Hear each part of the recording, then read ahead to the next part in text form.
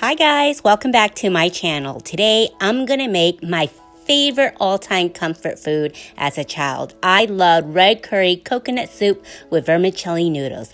This dish is also known as Kapoon. My red curry coconut curry uses 2 types of red curry paste and hot chili powder. Stay tuned and enjoy my red curry coconut soup with vermicelli. Boil 1.5 liter of water and add 4 chicken breasts. I'm using what I have on hand. For a deeper and richer flavor, use chicken with the bone. Add in some lemongrass. You can also add in a knob of ginger. Open 2 cans of bamboo shoots and make sure to rinse and drain the water from the bamboo shoots. Cut the bamboo shoots in half and with a paring knife, being very careful, tear one end of the bamboo shoots until you are completely done with preparing your bamboo shoots for the red curry coconut soup. Rinse the bamboo shoots 3 times under cold water, and once you have rinsed it, add in hot water and cover the bamboo shoots to get rid of the smell. Prepare the aromatics for the red curry coconut soup, and I'm chopping up some lemongrass into very fine pieces, and that will give you 1 tablespoon. You will also need 3 cloves of garlic and slice them very thin. Now you'll take your lime leaves, kaffir lime leaves, put them on top of each other and slice them. If you have a food processor, just put them all together and process it. Then we're going to take 1 tablespoon of avocado oil and add in your aromatics.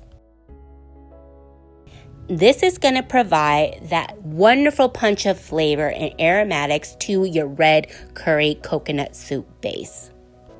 I'm using 2 types of red curry paste in my red curry coconut soup with vermicelli noodles. I will link a red curry paste down below, and you're going to take 1 tablespoon. I'm also using the second red curry paste from Mazery. I will also try to link it down below, and you will also need 1 heaping tablespoon. And you want to mix it in with your oil and your aromatics to release all those natural flavor. Then you want to open up 2 of your coconut milk. Make sure they're coconut milk and not coconut water. If you have coconut cream, you will need to use a little bit less. Now you're going to add in the hot chili powder paprika. Add in 1 tablespoon. If it's too hot with the red curry paste already, you can omit it. Let's go back to the bamboo shoots. It's a little bit of multitasking. You're going to want to drain the bamboo shoots, and then you're going to want to add it to your red coconut curry base. Make sure your red coconut curry base and your bamboo shoots are cooking on medium-low. And this is going to allow your red coconut curry base to infuse more flavor to your soup. Add in 1 tablespoon of granulated chicken flavor soup base. Add in 2 teaspoons of salt. And if you don't want to use the granulated chicken flavor based soup, then you can substitute it with just salt. And we're also going to add in 2 teaspoons of fish sauce for the umami flavor. Mix everything together to make sure your red curry coconut base is well seasoned. Then you'll want to leave it on low and simmer while we work on shredding the chicken. By this time, the boneless chicken breasts are done cooking. Take it out of the pot and let it cool for 10 minutes and reserve the chicken stock in the pot. Once your boneless chicken breasts have cooled down, then you can go ahead and shred it or chop it to your desire. Turn off the stove of your red curry paste and ladle in with your chicken stock that you cooked the chicken breast, and just add in the remaining of the red curry coconut base into the chicken stock. Add in the shredded chicken into the pot of your chicken stock and your red curry base. Then add in 4 cups of water or 1 liter of water. If you're using boneless chicken breast, then you can go ahead and add in some chicken stock if you have it on hand. And at this point, I wanted to add some more coconut cream.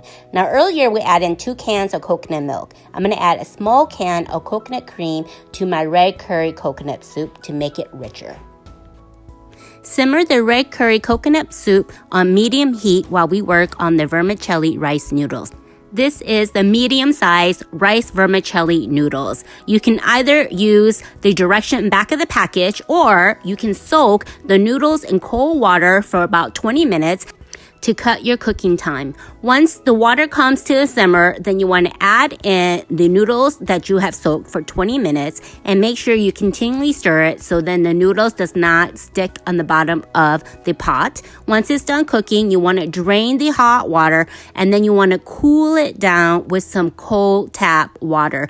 By soaking your vermicelli noodles ahead of time prior to cooking, your cooking time is cut in half. It only took 6 minutes. You want to continue to cool down the noodles and then drain it and then add in the cold water again to stop the noodles from cooking. And once you can see that the pot is no longer cloudy but translucent, then you want to shape your noodles. And you can shape it however you like. My mom and I, we tend to shape our noodles according to how we're going to eat it in our bowl. And make sure you're using a colander bowl where you're shaping your noodles and place them in there so then the extra water from the noodles can release. Prepare your fresh herbs for your red coconut curry. And you'll need cilantro, onions, Thai basil, mint, and some wedges of lime, as well as some shredded cabbage. I also love crushed peanuts, so I also prepared that. All you have left to do is to prepare your bowl.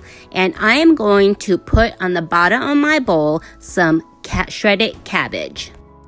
On top of the shredded cabbage, I'm adding in the vermicelli noodles. Now, there's no order in how you prepare your bowl. You do it as you please.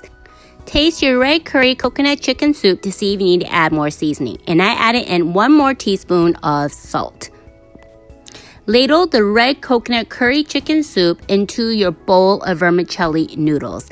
And then add your fresh herbs to your liking. I love peanuts, crushed peanuts on top of mine, and also a fresh squeeze of lime. You can customize a red curry soup with vermicelli noodles to your liking. My mom likes to add in a touch of sweetness by adding in half a teaspoon of sugar and a little splash of fish sauce, and it gives it that nice umami flavor. As with any curry or any soups, it develops its taste and flavor even better the next following day. I really hope you enjoy my red curry chicken coconut soup with vermicelli noodles. Make this for your family and I promise you they will love it. And make enough so then you can have it the next day. So comment down below and let me know what you would like me to make next.